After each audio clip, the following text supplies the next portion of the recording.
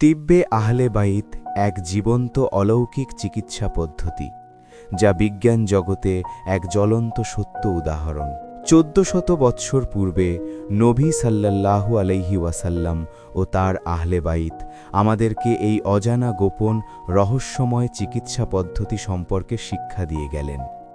এই অলৌকিক শিক্ষা পদ্ধতি দেখে অনেক বেদিন ইসলাম ধর্ম গ্রহণ করেছেন।